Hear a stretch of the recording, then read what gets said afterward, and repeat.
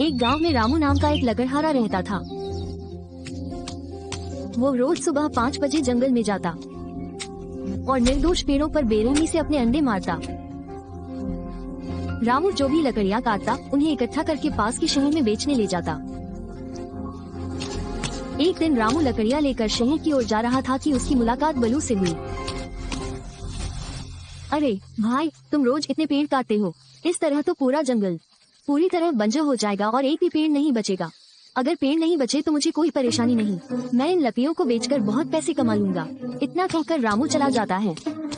उसका लालच उसे अंततः महंगा पड़ता है। रोज की तरह रामू पेड़ काट रहा था कि उसकी कुल्हाड़ी एक पेड़ में फंस गई। काश, ये पेड़ काफी मजबूत लगता है, यह इतनी आसानी से नहीं कटेगा। इतना कहकर रामू बेरहमी से अंडों पर प्रहार करने लगा।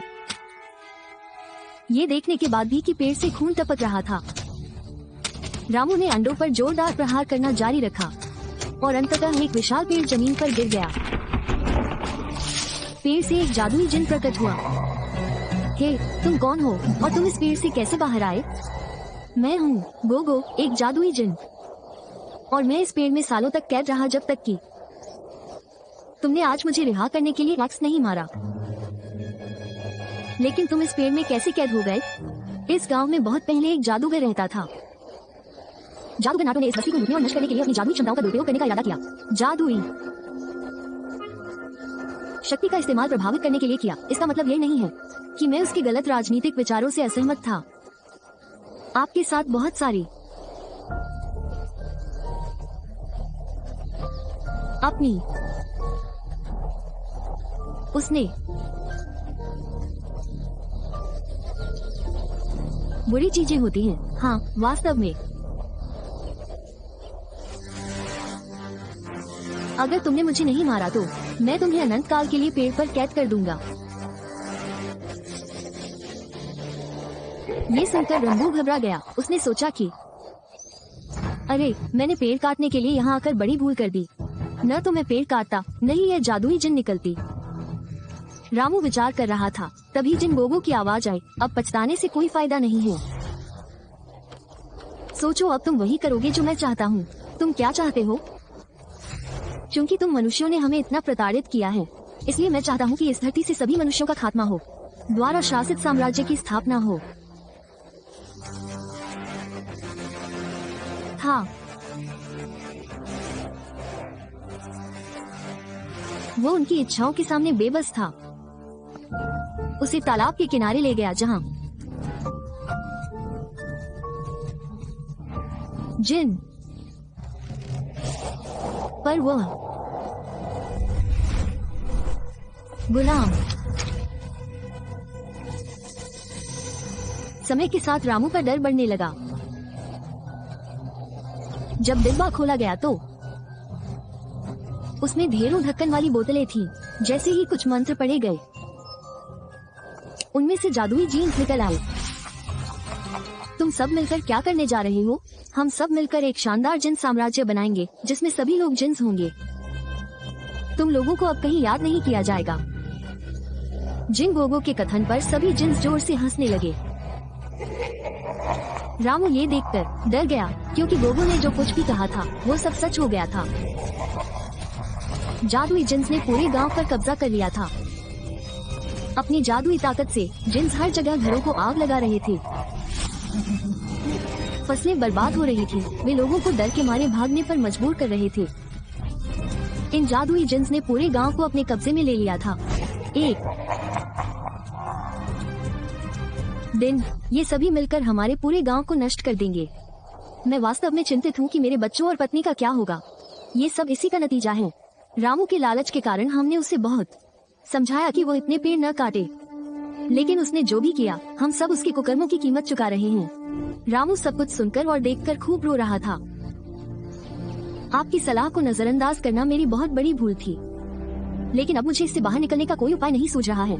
जब एक जादुई जिन ने रामू और अन्य गांव वालों को इस तरह परेशान देखा तो वो वहां प्रकट हुआ और बोला, अगर तुम चाहो से आजाद कराने में मदद कर सकता हूँ। गोगो के चंगुल। रामू बोला, लेकिन तुम हमारी मदद क्यों करोगे? तुम भी तो जिन हो। जैसे इंसानों में अच्छे और बुरे लोग होते हैं, वैसे ही अच्छी और बुरी नस्लें भी होती हैं। मैं कोई बुरी नस्ल नहीं हूँ। इससे रामू और उसके पास खड़े कुछ अन्य लोग खुश हो गए। जब उन्होंने रास्ता पूछा तो जिन ने इस प्रकार उत्तर दिया। तालाब के किनारे, जहाँ आपने हम सभी को बोतलों और एक संदूक के अंदर मौजूद पाया, वहाँ से थोड़ी दूरी पर एक गुफा है। एक बार जब आप गोगो को उस गुफा के अंदर ले जाएंगे तो उस गुफा का दरवाजा अपने आप बंद हो जाएगा और गोगो हमेशा के लिए अंदर कैद हो जाएगा।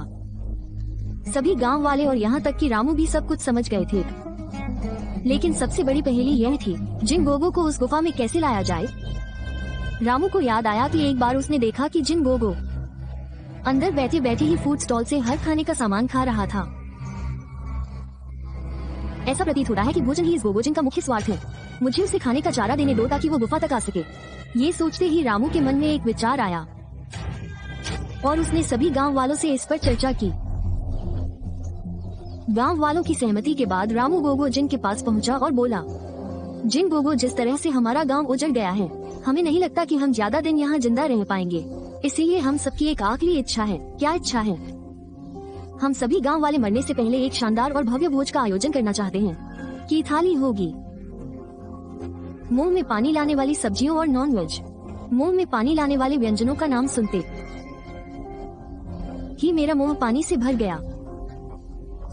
जाओ, मैं भव्य भोज के लिए तुम्हारी विनती को स्वीकार करता हूँ और सुनो, मैं निस्संदेह उस भोज में शामिल होऊंगा और विभिन्न व्यंजनों का स्वाद भी लूंगा। रामू की योजना सफल हुई। गांव की महिलाओं ने मिलकर ढेर सारा खाना पकाया और अगले दिन उन्होंने उन सभी को उस गुफा में रख दिया जिसके बारे में अच्छे जिन ने उन्हें बताया था। इसके बाद रामू जिन गोगो के पास पहुंचा और बोला, जिन गोगो, भोज की सारी तैयारियां हो चुकी हैं। स्वादिष्ट भोजन तुम्हारा इंतजार कर रहा है। क्या हम चले? अच्छे कामों के लिए अनुमति की जरूरत नहीं होती। चलो अभी चलते हैं। ये कहकर गोगो रामू के साथ चल पड़ा। कुछ देर बाद वे उस गुफा के पास पहुँचे जहाँ स्वादिष्ट भोजन रखे हुए थे। गुफा के पास खड़े कोगोजन ने कहा,